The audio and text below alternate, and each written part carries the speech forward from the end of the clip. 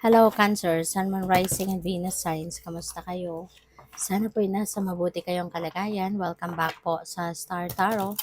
At kung bago kayo rito, welcome din po kayo. Please subscribe, like, share my videos, and leave me a comment po kung nakaresonate po kayo. Thank you. So, tignan natin kung ano pa ang mga messages ni Cancer. We have the Knight of Cups. Ayan. So, sabi ni Knight of Cups, ano ito you are very inspired sa ngayon. You will be, siguro ang iba sa inyo, pwedeng meron kayong nililigawan or meron kayong liligawan or baka kayo yung nililigawan sa ngayon, no? Pwedeng ganon. This is also the time wherein meron kayong mga maririnig na magagandang balita. Pwede yung mga magagandang balita na to could be linked to your love life, no? Yun ang napipick up ko dito. Could be related to your love life. Meron din ditong pwedeng mag-offer sa inyo, no? Kung kayo ay may jowa na, pwedeng may mag-offer na sa inyo ng marriage, meron magpo-propose for marriage, pwedeng ganon. Or maybe you are making plans, no, for the future. May mga relationship goals siguro na pinag-uusapan kayo sa ngayon kung meron na kayong boyfriend or girlfriend, no? So, yun. Good luck. So, what else? We have the Tower. Ayan. Si Tower is a change energy. Meron ditong malakihang pagbabago na pwedeng mangyari sa buhay ninyo. Maaari na merong pagbabago dito na hindi ninyo to ginusto hindi ninyo to idea, hindi ninyo ito plinano, but this is going to happen. Diba? Kasi divine timing has come. No? Divine timing has come for this, whatever this is, to happen or to unfold in your life. Pwede rin na, iba-iba yan, no? Pwedeng sa relationship, pwedeng related sa pamilya, pwedeng related sa trabaho, ganyan. Depende sa inyong sitwasyon. But, maaaring magulat na lang kayo na mangyayari na ang bagay na to. Kasi nga, hindi ito yung, kumbaga hindi ninyo ito idea no? Hindi ninyo ito ginusto. But this is the universe doing this for you. Yung divine universe ang gagawa nito para sa'yo. Kaya yun. So, maaari din, Cancer, na magulat ka talaga, diba?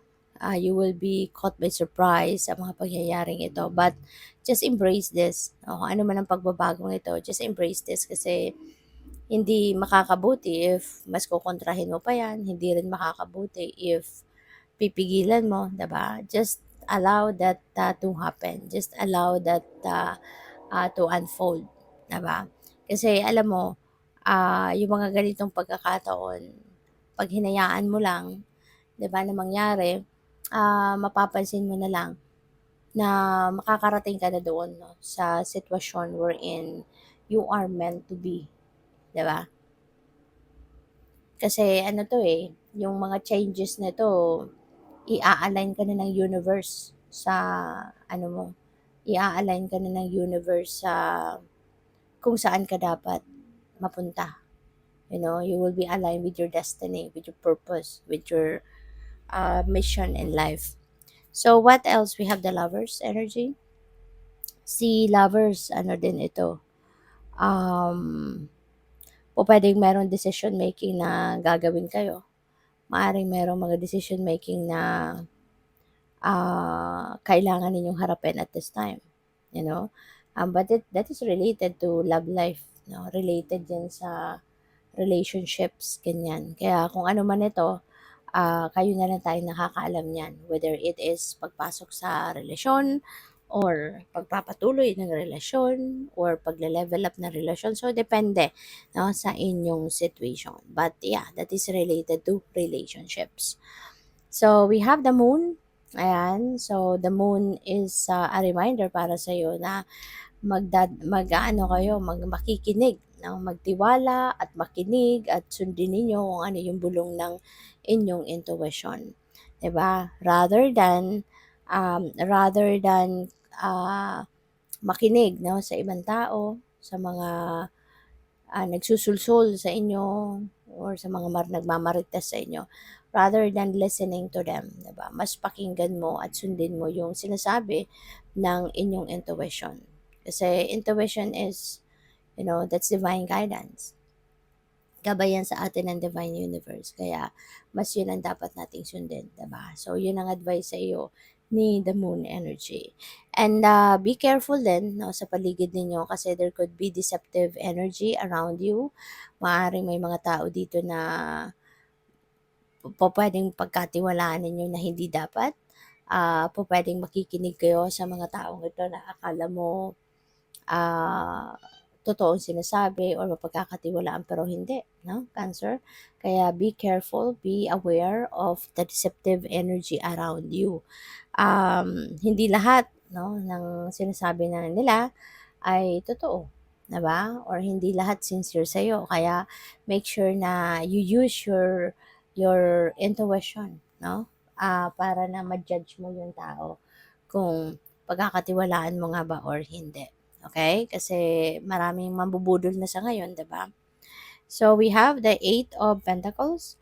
Si Eight of Pentacles, this is about um, mastering your craft, pag-aaral, mga ganyan. Kasi magaling ka din magtrabaho talaga eh.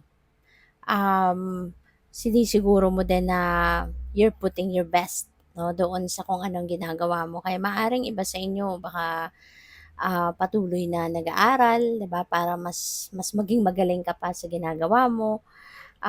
Pupuwede rin ang iba sa inyo dito siguro nag-aaral, para na makapag-prepare, sa masusunod ninyong gagawin or sa susunod ninyong pipiliing career. Kasi baka nag-iisip din ang iba sa inyo dito ng, new career path, 'no? Maaaring, nag-iisip kayo or nagpaplano kayo na mag-change ng career, you know? Kaya maaaring yun, nag-aaral kayo, pupuwedeng, ibang direksyon naman ang tatahakin ninyo, not the same as kung ano ang career ninyo, sa ngayon. Or pupuwedeng nag-aaral kayo, kasi gusto mong mas maging magaling pa, 'no, sa ginagawa mo so that you will be prepared for siguro mas mataas na posisyon sa trabaho, pupuwedeng gano'n, 'no? So, what else? We have the Four of Cups in reverse. So this is nice, 'no? Kasi, nalagpasan niyo na siguro dito yung dissatisfaction, yung frustration ninyo na naranasan ninyo. Maaaring, kumbaga naano na kayo, na nalagpasan niyo na 'to kasi pupuwedeng dumaan kayo sa depression, dumaan kayo sa frustration, dumaan kayo sa sitwasyon na parang, um, dumaan kayo sa lungkot, 'di ba? Maaaring may mga dissatisfaction sa buhay, 'di ba? May mga gano'n kaya maaaring nanggaling kayo sa gano'ng sitwasyon. Pero ngayon, maganda na 'no, na-motivate na muli kayo, kumbaga yung passion ninyo sa buhay maaaring nagising na muli, 'di ba? This is the end of kalungkutan, 'no? So, good luck sa'yo. Thank you for watching. Love and light. Namaste.